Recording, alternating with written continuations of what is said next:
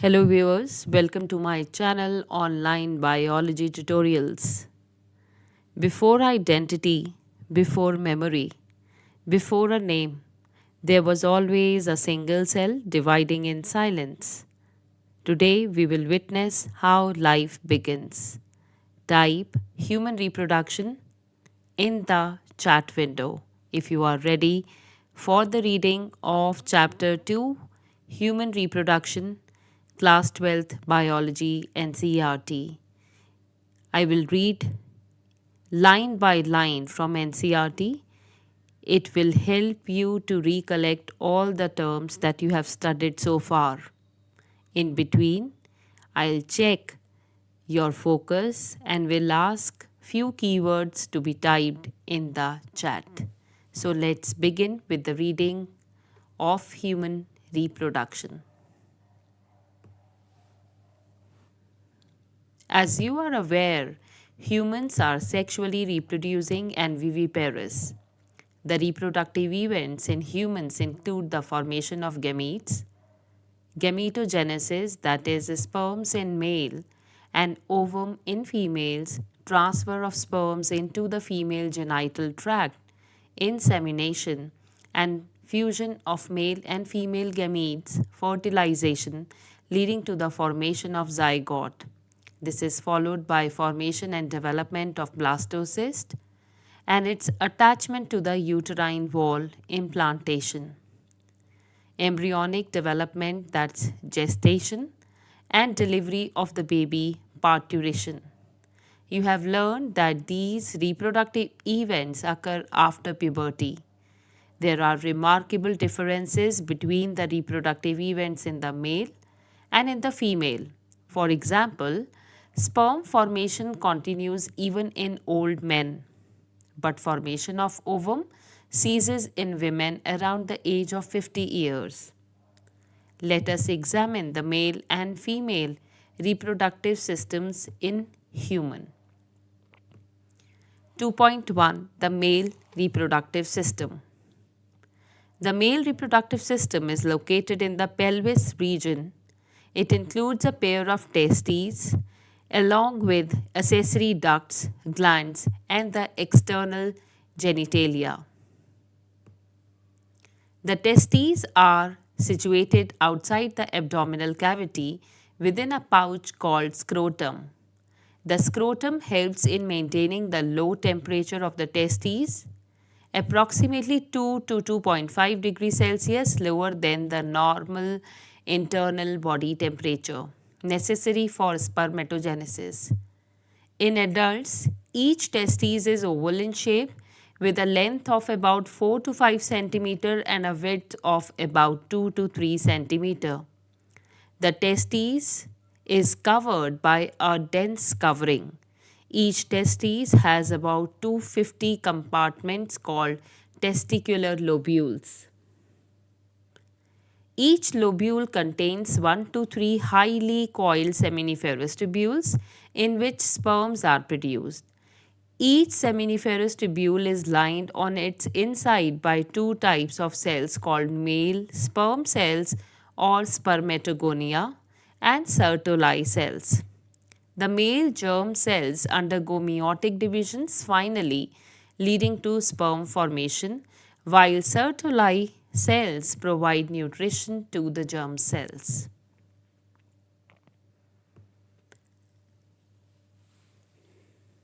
The regions outside the seminiferous tubules called interstitial spaces contain small blood vessels and interstitial cells or Leydig cells. Leydig cells synthesize and secrete testicular hormones called androgens. Other immunologically competent cells are also present.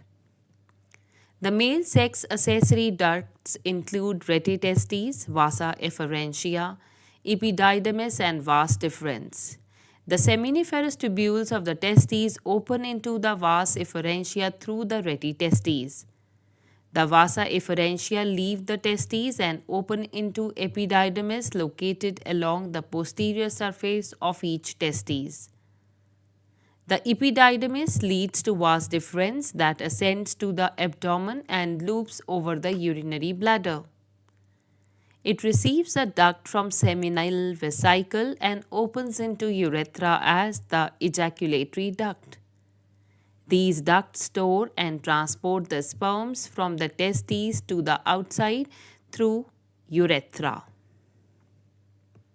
The urethra originates from the urinary bladder and extends through the penis to its external opening called urethral meatus. The penis is the male external genitalia. It is made up of special tissue that helps in the erection of penis to facilitate insemination. The enlarged end of the penis, called the glans penis, is covered by a loose fold of skin called foreskin. The male accessory glands include paired seminal vesicles, a prostate, paired bulbourethral glands. Secretions of these glands constitute the seminal plasma, which is rich in fructose, calcium, and certain enzymes. The secretions of bulbourethral glands also helps in the lubrication of the penis. So we are done with the reading of the male reproductive system. You can type any 5 keywords that you have retained so far. Any 5 keywords from the male reproductive system. Let's begin with the reading of 2.2, the female reproductive system. The female reproductive system consists of a pair of ovaries along with the pair of oviducts, uterus, cervix, vagina, and the external genitalia located in the pelvic region. These parts of the system, along with a pair of the mammary glands, are integrated structurally and functionally to support the processes of ovulation, fertilization, pregnancy, birth, and childcare. Ovaries are the primary female sex organs that produce female gamete or ovum. And several steroid hormones, ovarian hormones. The ovaries are located one on each side of the lower abdomen. Each ovary is about 2 to 4 cm in length and is connected to the pelvic wall and uterus by ligaments. Each ovary is covered by a thin epithelium which encloses the ovarian stroma. The stroma is divided into 2 zones, a peripheral cortex and an inner medulla.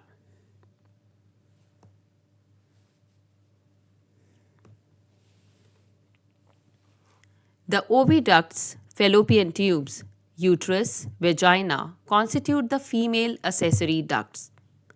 Each fallopian tube is about 10 to 12 cm long and extends from the periphery of each ovary to the uterus. The part closer to the ovary is the funnel-shaped infundibulum. The edges of the infundibulum possess finger-like projections called fimbriae, which help in the collection of the ovum from or after ovulation. The infundibulum leads to a wider part of the oviduct called ampulla. The last part of the oviduct, isthmus, has a narrow lumen and it joins the uterus. The uterus is single and it is also known as womb. The shape of the uterus is like an inverted pear. It is supported by ligaments attached to the pelvic wall. The uterus opens into the vagina through a narrow cervix. The cavity of cervix is called cervical canal, which along with vagina forms the birth canal. The wall of the uterus has 3 layers of tissues: the external thin membranous perimetrium, middle thick layer of smooth muscle myometrium, and inner glandular layer called endometrium that lines the uterine cavity. The endometrium undergoes cyclical changes during the menstrual cycle, while the myometrium exhibits strong contraction during the delivery of the baby. The female external genitalia include mons pubis, labia majora, labia minora, hymen, and clitoris. Mons pubis is a cushion of fatty tissue covered by skin and pubic hair. The labia majora are fleshy folds of tissue which extend down the mons pubis and surround the vaginal opening. The labia minora are paired folds of tissue under the labia majora. The opening of the vagina is often covered partially by a membrane called hymen. The clitoris is a tiny finger-like structure which lies at the upper junction of the two labia minora above the urethral opening. The hymen is often torn during the first coitus or intercourse. However, it can also be broken by a sudden fall or jolt, insertion of a vaginal tampon, active participation in some sports like horseback riding, cycling, etc. In some women, the hymen persists even after coitus. In fact, the presence or absence of hymen is not a reliable indicator of virginity or sexual experience. So, with this, you can please write any 5 keywords that you have retained so far from the female reproductive part.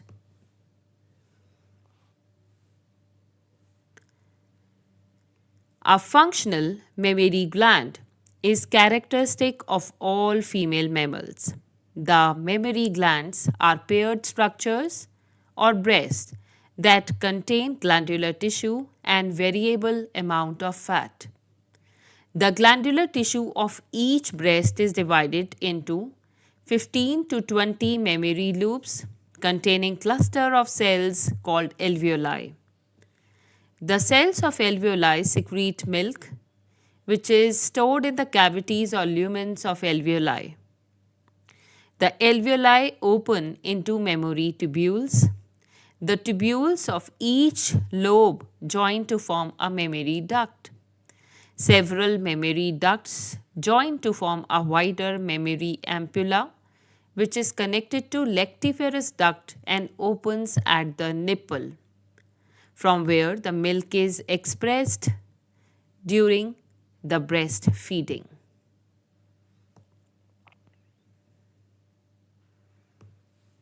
Gametogenesis.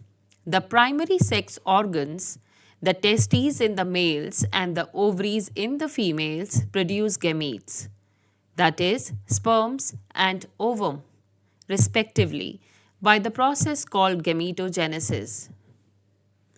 In testes, the immature male germ cells or spermatogonia produce sperms by spermatogenesis that begins at puberty.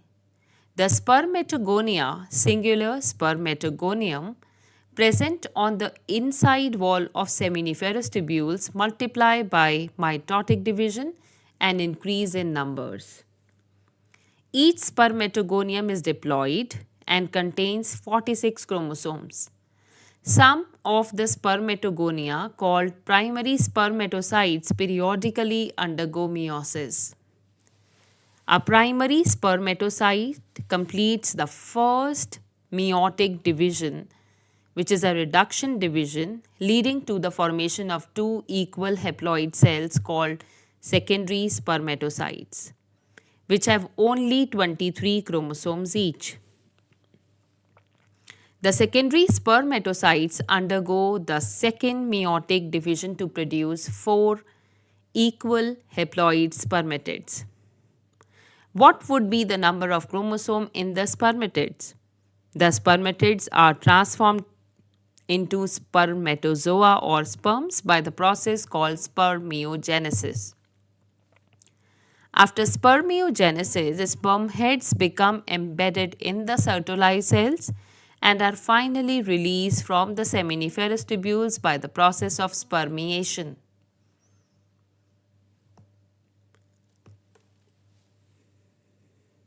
Spermatogenesis starts at the age of puberty due to significant increase in the secretion of gonadotropin releasing hormone or GnRH. This, if you recall, is a hypothalamic hormone. The increased levels of GnRH then acts at the anterior pituitary gland and stimulates the secretion of two gonadotropins, luteinizing hormone or LH and follicle stimulating hormone or FSH. LH acts at the Leydig cells and stimulates synthesis and secretion of androgens. Androgens in turn stimulate the process of spermatogenesis. FSH acts on the Sertoli cells and stimulates secretion of some factors which help in the process of spermiogenesis. Let us examine the structure of a sperm. It is a microscopic structure composed of a head, neck, a middle piece, and a tail. A plasma membrane envelops the whole body of the sperm. The sperm head contains an elongated haploid nucleus, the anterior portion of which is covered by a cap-like structure called acrosome. The acrosome is filled with enzymes that help fertilization of the ovum. The middle piece possesses numerous mitochondria which produce energy for the movement of tail that facilitates sperm motility essential for fertilization. The human male ejaculates about 200 to 300 million sperms during a coitus, of which for normal fertility at least 60% sperms must have normal shape and size and at least 40% of them must show vigorous motility. Sperms released from the seminiferous tubules are transported by the accessory ducts. Secretions of epididymis, vas deferens, seminal vesicle, and prostate are essential for maturation and motility of sperms. The seminal plasma, along with the sperms, constitute the semen. The functions of male sex accessory ducts and glands are maintained by the testicular hormones or androgens.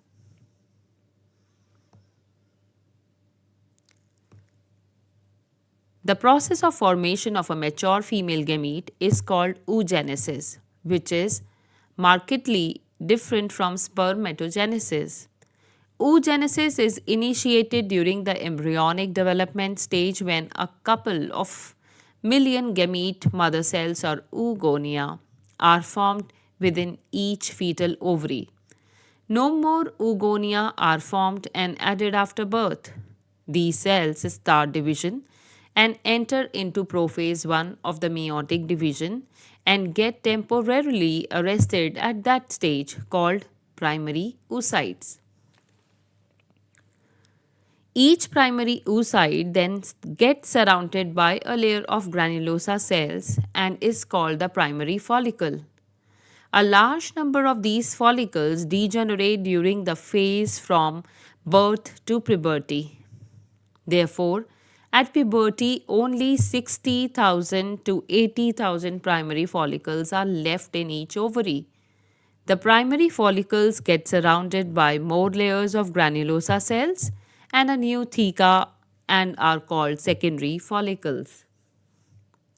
The secondary follicle soon transforms into a tertiary follicle, which is characterized by a fluid-filled cavity called antrum. The theca layer is organized into an inner theca interna and an outer theca externa.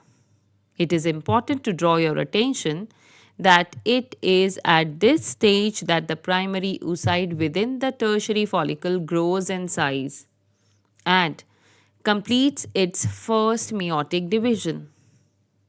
It is an unequal division resulting in the formation of a large haploid secondary oocyte and a tiny first polar body.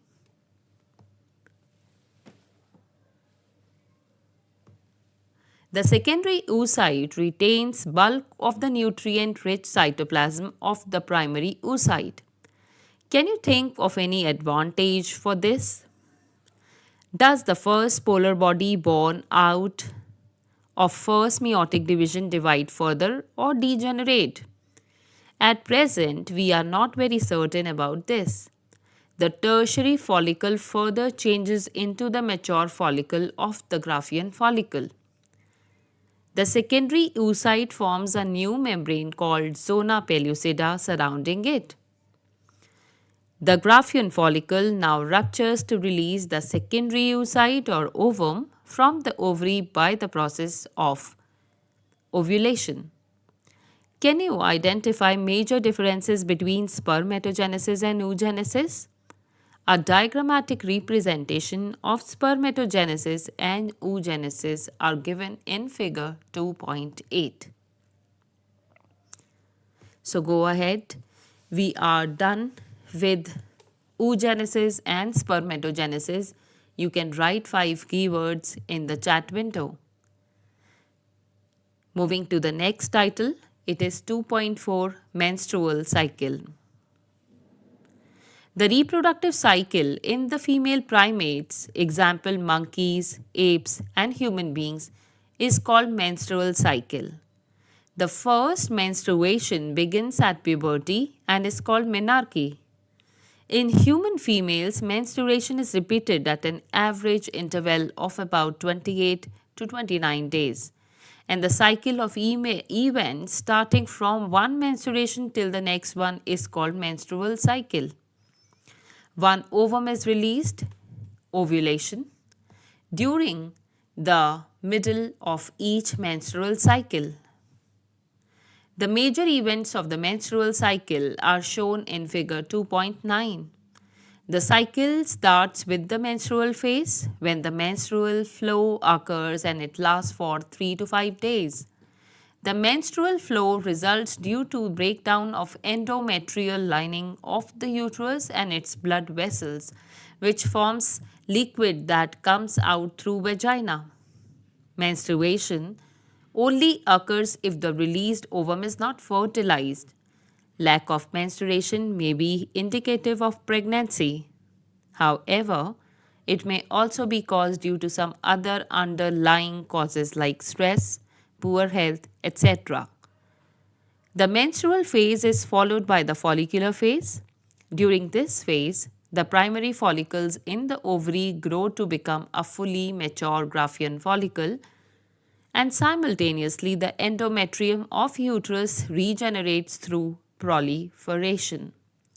These changes in the ovary and the uterus are induced by changes in the levels of pituitary and ovarian hormones. The secretion of gonadotropins like LH and FSH increases gradually during the follicular phase and stimulates follicular development as well as secretion of estrogens by the growing follicles. Both LH and FSH attain a peak level in the middle of the cycle about 14th day. Rapid secretion of LH leading to the maximum level during the mid-cycle called LH surge induces rupture of the Graafian follicle and thereby the release of ovum that is known as ovulation. The ovulation, which is also known as ovulatory phase, is followed by the luteal phase during which the remaining part of the Graafian follicle transforms as the corpus luteum. The corpus luteum secretes large amounts of progesterone, which is essential for maintenance of the endometrium. Such an endometrium is necessary for implantation of the fertilized ovum and other events of pregnancy. During pregnancy, all events of the menstrual cycle stop and there is no menstruation. In the absence of fertilization, corpus luteum degenerates. This causes disintegration of the endometrium leading to menstruation, marking a new cycle. In human beings, menstrual cycle ceases around 50 years of age. This is known as menopause. Cyclic menstruation is an indicator of normal reproductive phase and extends between the menarche and the menopause. As we are done with menstrual cycle, you can write any 5 keywords that you have retained so far from this topic. Go ahead, write in the chat.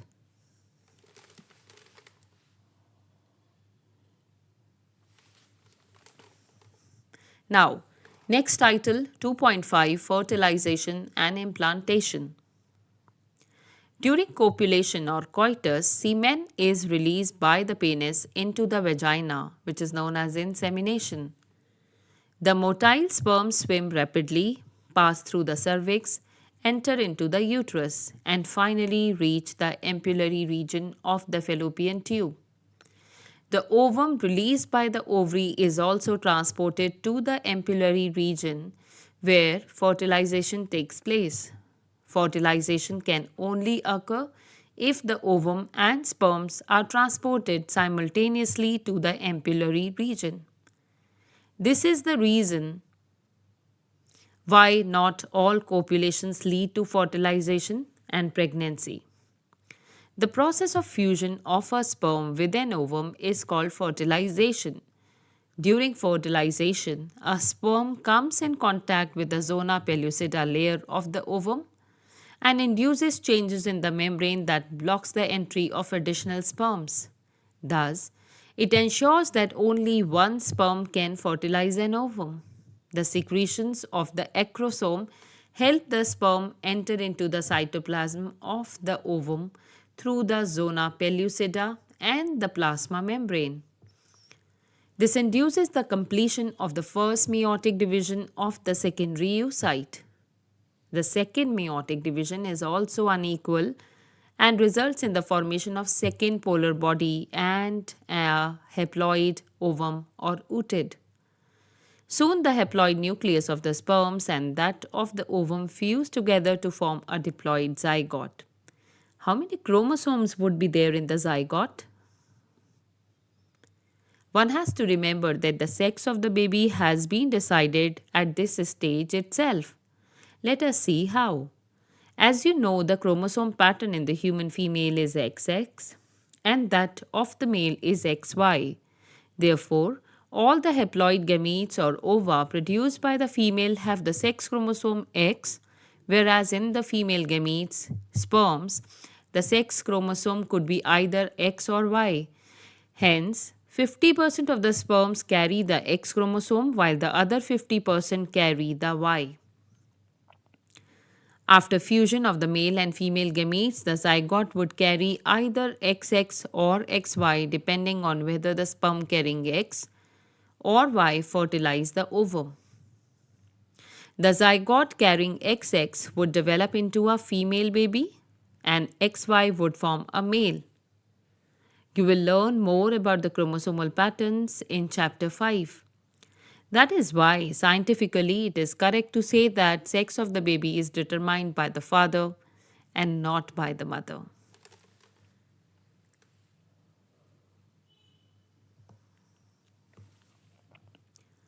The mitotic division starts as the zygote moves through the isthmus of the oviduct called cleavage towards the uterus and forms 2, 4, 8, 16 daughter cells called blastomeres. The embryo with 8 to 16 blastomeres is called a morula. The morula continues to divide and transforms into blastocyst as it moves further into the uterus. The blastomeres in the blastocyst are arranged into an outer layer called trophoblast and an inner group of cells attached to trophoblast called the inner cell mass. The trophoblast layer then gets attached to the endometrium and the inner cell mass gets differentiated as the embryo. After attachment, the uterine cells divide rapidly and covers the blastocyst. As a result, the blastocyst becomes embedded in the endometrium of the uterus. This is called implantation and it leads to pregnancy. So whatever we have read so far, Write any two key terms that you have retained so far. 2.6 Pregnancy and embryonic development. After implantation, finger like projections appear on the trophoblast called chorionic villi, which are surrounded by the uterine tissue and maternal blood. The chorionic villi and uterine tissue become interdigitated with each other and jointly form a structural and functional unit between developing embryo, fetus, and maternal body called placenta. The placenta facilitate the supply of oxygen and nutrients to the embryo and also removal of carbon dioxide and excretory waste materials produced by the embryo. The placenta is connected to the embryo through the umbilical cord, which helps in the transport of substances to and from the embryo. Placenta also acts as an endocrine tissue and produces several hormones like human chorionic gonadotropin, abbreviated as HCG, human placental lactogen, abbreviated as HPL, estrogens, progestogens, etc. In the later phase of pregnancy, a hormone called relaxin is also secreted by the ovary.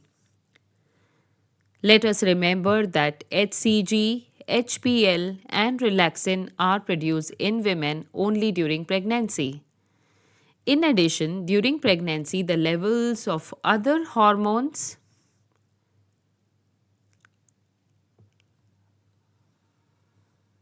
like estrogens, progestogens, cortisol, prolactin, thyroxine, etc., are increased several folds in the maternal blood.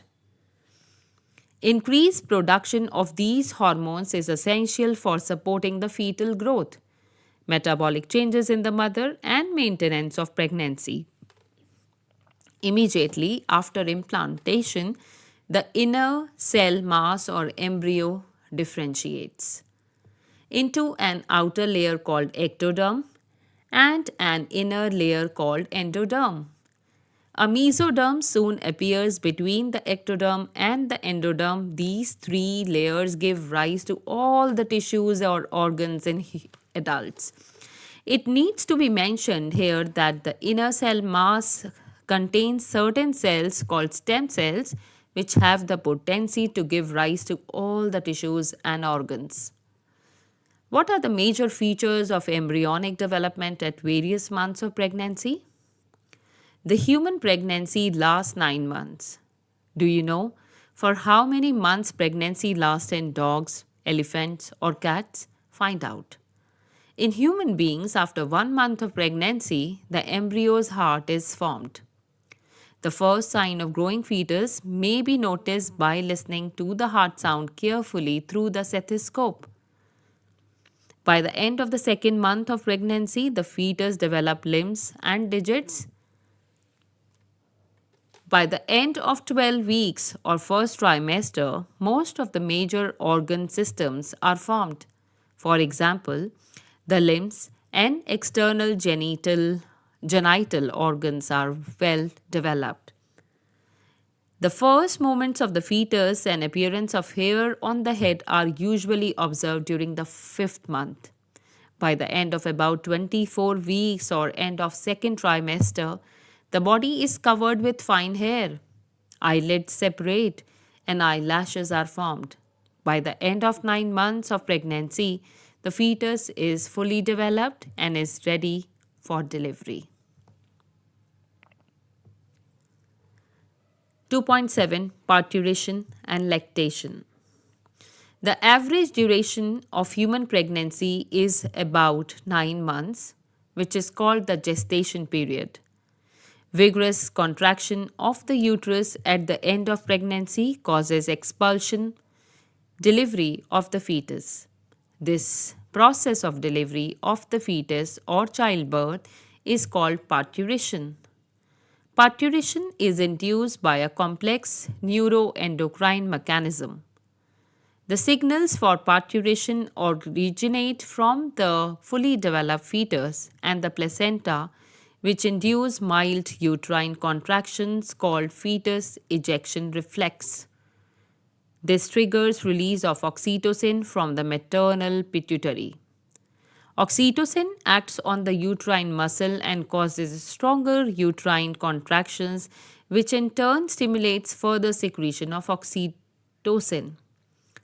The stimulatory reflex between the uterine contraction and oxytocin secretion continues, resulting in stronger and stronger contractions.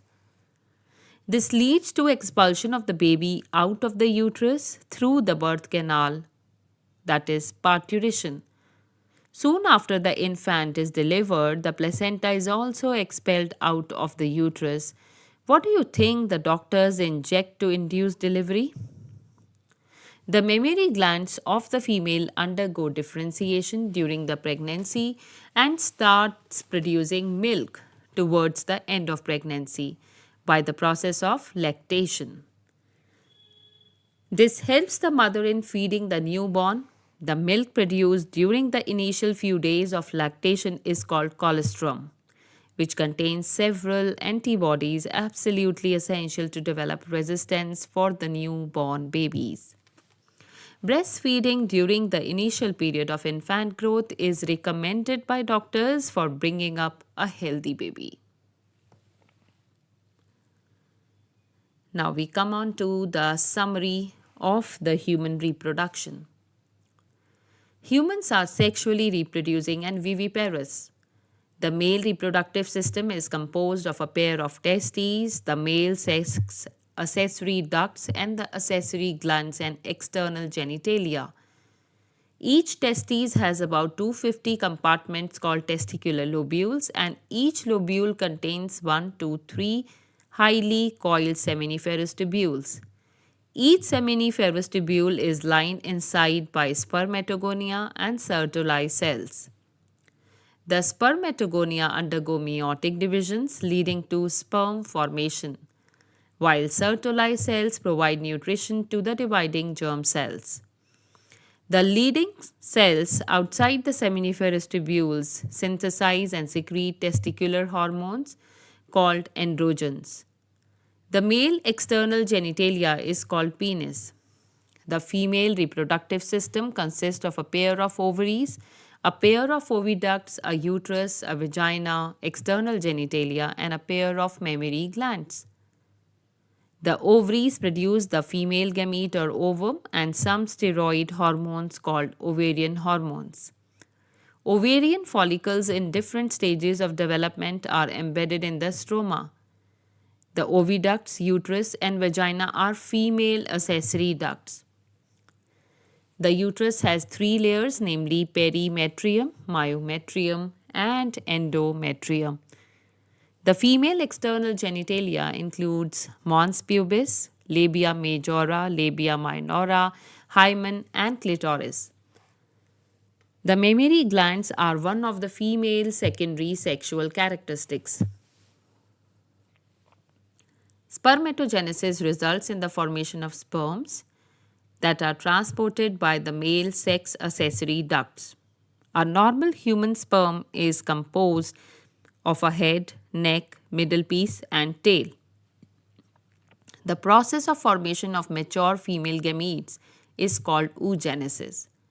The reproductive cycle of female primates is called menstrual cycle. Menstrual cycle starts only after attaining sexual maturity or puberty.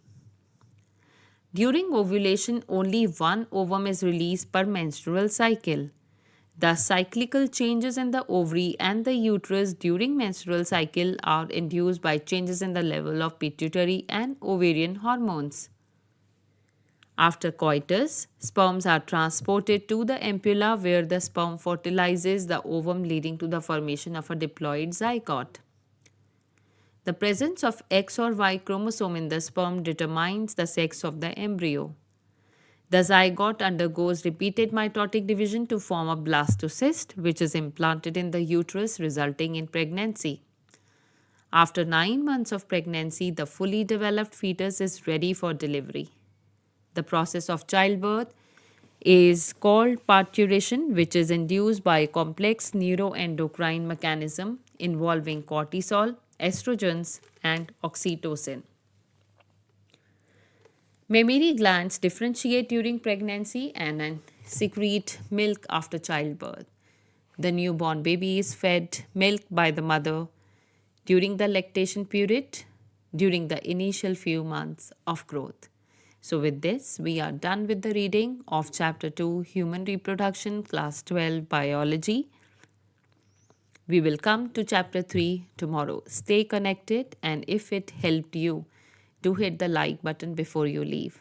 Thank you.